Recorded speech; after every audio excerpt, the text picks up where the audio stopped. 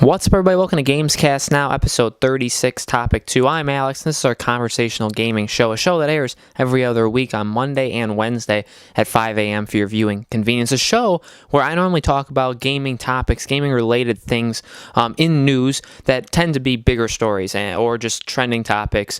And when I don't do that, I like to just kind of have random topics that I really enjoy talking about. We've had those in the past, and this video is going to be a little different in that way, in that I want to use Gamescast as basically a review. So I want to review Batman: The Enemy Within. I want to give my full season review with the release of the final episode, episode 5, yesterday. We have a Let's Play on the channel. I live streamed it last night, so you can definitely go and check that out. We've played through all 5 episodes on the channel, so if you missed any of it or if you want to see me play it, that's already up on the channel. But I want to talk about my thoughts of the season. I'll start by saying this. I really enjoyed this season. This is one of the better series that Telltale has ever made. I really believe that.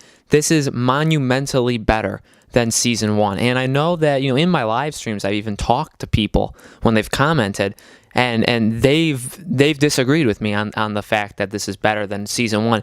I never liked season 1. It just didn't do anything for me. It was a very average. It wasn't bad. I don't think it was a bad season, but it was just so average. It was one of the weaker Telltale games they had made. When I heard that they were doing it, and when it was getting closer and closer, I was very excited for it. I thought it was going to be the next big series from them, and it just wasn't. None of the characters were okay. Some of them villains were entirely weak. Choices, and there were way too many investigation scenes. The games dragged on all 5 episodes.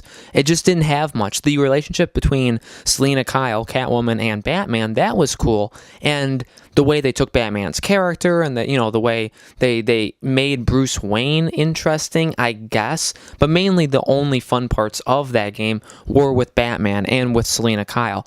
Other than that, the game just didn't do anything for me. Season 2 is so much different. I love Season 2.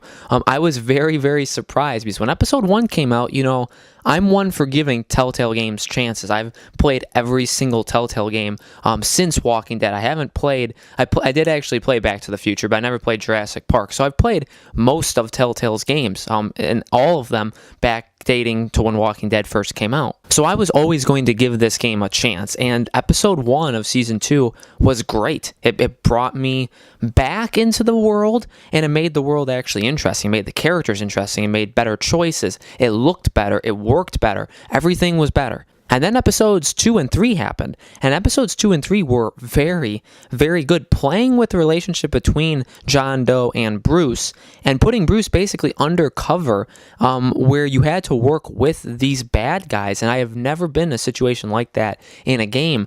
It was tense, but it was really a lot of fun. I really enjoyed it. This entire season just had so many better things. The characters were all way better. Batman, Bruce Wayne was so much fun to actually play as. Batman was really cool. All the action scenes in every episode was super good. The villains, John Doe, the Joker, he was very good. All the villains, Bane, Harley Quinn was really awesome. Now, I don't necessarily like what they did with her towards the last 2 episodes, but when they were introducing her character, I thought this was probably the best Harley Quinn ever.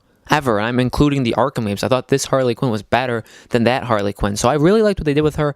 Alfred did really good. Tiffany, Lucius Fox's daughter, did really good. Bringing in Amanda Waller was very good. What they did with Jim Gordon was very good. So everything, bringing back Catwoman, and that worked very well. It didn't have the centerpiece that it did in the first season, but it was okay because you already felt comfortable with what was going on there. And they did make things interesting, and there was kind of a cliffhanger with that character, but overall, they handled her very well, and she didn't need to be the center of season 2. The Joker was the center of season 2, and I thought he knocked it out of the park.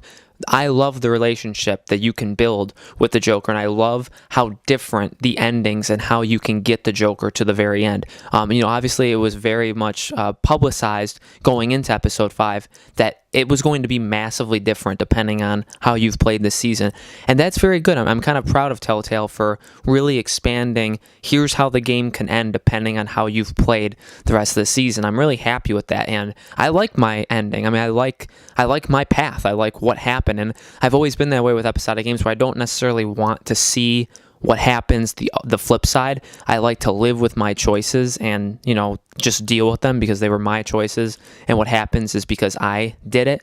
But there's no doubt that this season gives you more choices and the end result is very, very unique compared to a lot of the other Telltale games. So everything was just a lot better in this season. That's pretty much the best I can say. It looked better, it played better, the characters were better, the story was better, everything was better. And I really, really enjoyed it overall. I had a ton of fun, and especially, episodes 2 through 5, because I didn't know what I was getting in episode 1, but I was very, very excited every episode when they were getting announced, episode 2, 3, 4, 5, the day of. I'm like, yes, I really, really want to play it. The season finale, the episode I played last night, was very good. It was a different tempo than I thought it was going to be. I thought it'd be a lot faster. It had some slower parts, but I think it needed that because it did have some very high tempo scenes, and those scenes were very awesome, but it also needed to slow things down and figure out, and kind of conclude story arcs and conclude choices, which I definitely liked. But a lot of these episodes were very fast. Episodes 3 and 4 were very, they had a lot of set pieces, a lot of action scenes. I think Telltale did a very good job. If you're a fan of episodic games and of choice-based games, Batman Enemy Within, don't even play the first season. Don't. It's not worth it. Batman the Enemy Within is a series that you need to, in a season that you need to play. Because it just is. It definitely is up there with the best. Is it better than Tales from the Borderlands? Is it better than The Walking Dead? Is it better than The Wolf Among Us? I don't think so. I think it's very close to some of those. It is not in the absolute elite of episodic games like those three and like Life is Strange, which I hold as the best, but it's right below it. It's the tier right below it. It's better than the Game of Thrones and the Minecraft and games like that. It's definitely better than those games. So overall, I enjoyed myself massively, and these are never expensive purchases. They're $5 an episode. They're definitely worth playing. If you're a Batman fan, the way that this series and the way that Telltale treats Batman is firstly, it's very respectful to Batman, obviously, but it's very, very different than the Batman you know. So I think you're going to overall enjoy the way they tell their story. I mean, you have to buy in, and it's a very different kind of Batman and a very different kind of Joker and Harley and all these characters than you would expect, but they do it right. They definitely do it right, and I enjoyed every single episode of this season, which even in the best of series that Telltale has made, normally there are weaker episodes, or just episodes that are just maybe even downright bad, but some are so good that it saves the season. I can't say the same thing for this. Every single episode was very, very strong. Yes, there were some that were weaker than others, but none of them were bad. I didn't walk away from one of these episodes and say that was a bad episode. I enjoyed all 5 episodes very, very much. So that's what I think of Batman the Enemy Within. Let me know in the comments below what you guys thought of the season, and or if you didn't even, if you haven't been following it, would you be interested in watching or playing Batman the Enemy Within? I highly, highly advise you guys watch it. And thank you so much for watching Gamescast. Now, these episodes come out every other week, Monday and Wednesday at 5 a.m., where, again, we talk about gaming topics, but we also talk about just random things in general, gaming related. And like I said, in this topic, I wanted to bring in a review. We have a bonus episode coming out this Sunday. We're going to be talking about Days Gone. And, the next episode of Gamescast Now, we may touch upon some gaming stories, some news stories that are in gaming, but also I want to talk about Spider-Man, the PS4 game Spider-Man. So that's another thing to look forward to in 2 weeks. So thank you all for watching. I'll see you on the next episode of Gamescast Now.